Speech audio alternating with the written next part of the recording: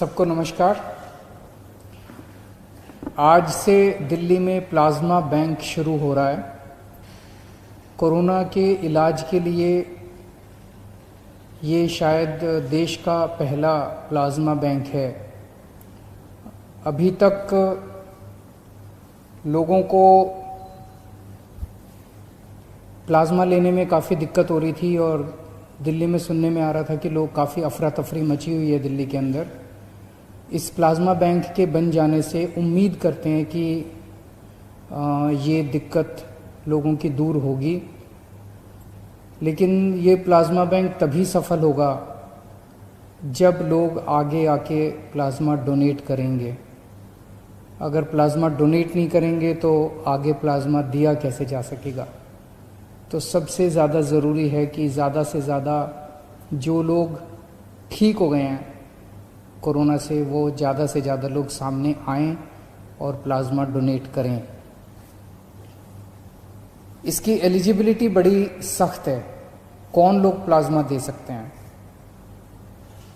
सबसे पहले तो आपको कोरोना हुआ होना चाहिए, बीमारी हुई हो, आप बीमारी से ठीक हो गए हों और आपको ठीक हुए कम से कम 14 दिन हो गए हों। आपकी उम्र 18 से 60 साल के बीच में होनी चाहिए। आपका वजन 50 किलो से कम नहीं होना चाहिए। महिलाएं जो जिंदगी में कभी भी एक बार भी कभी प्रेग्नेंट हुई वो नहीं दे सकती।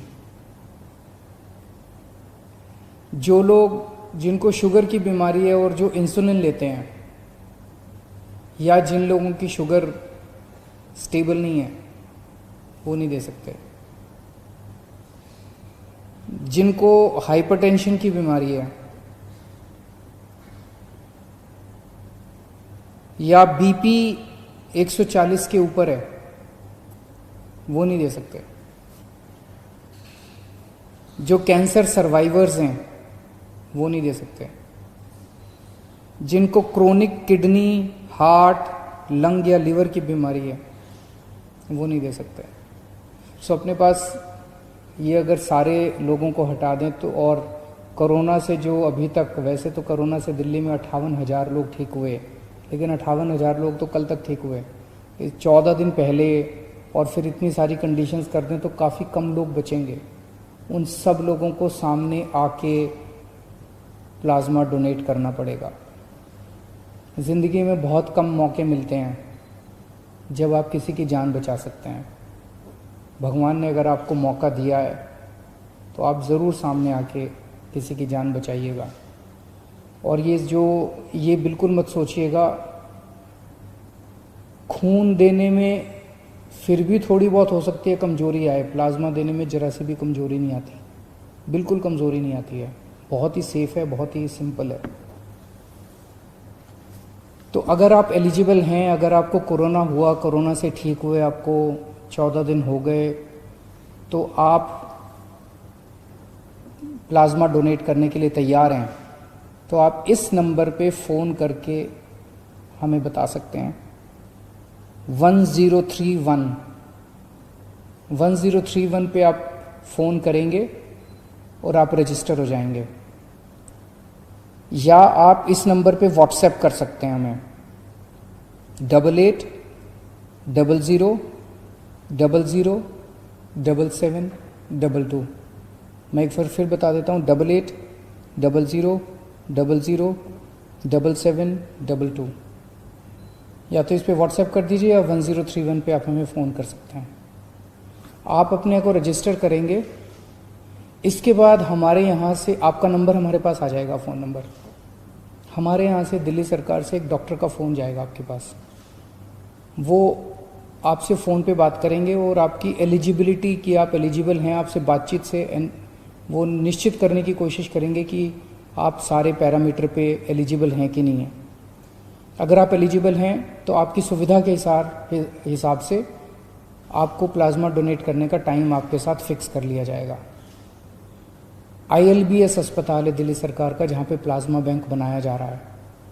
जो टाइम होगा उसके हिसाब से आपके घर पे या तो गाड़ी भेज दी जाएगी, या अगर आप अपनी गाड़ी से अपनी टैक्सी से आना चाहें तो आपको उसका पैसा रिम्बर्स कर दिया जाएगा। आप जब वहाँ पे पहुँचेंगे ILBS में, तो आपके बेसिक कुछ टेस्ट्स वहाँ पे किए जाएंगे और उसके बाद आपका प्लाज्मा लिया जाएगा।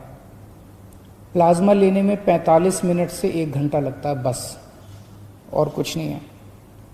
और फिर एक आपको गौरव पत्र दिया जाएगा कि आपने समाज के लिए कंट्रीब्यूट किया, इसके लिए बहुत बहुत शुक्रिया। तो इतनी छोटी सी, इतनी सिंपल सी प्रक्रिया है।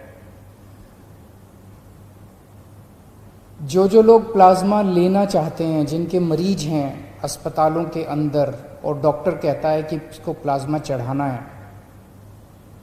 आप प्लीज़ सीधे फ़ोन मत कीजिएगा। 1031 पे आप फ़ोन मत कीजिएगा। जिसको प्लाज्मा चाहिए वो फ़ोन नहीं करेगा। ये व्हाट्सएप नंबर जो दिया, जिसको प्लाज्मा चाहिए वो नहीं फ़ोन करेगा।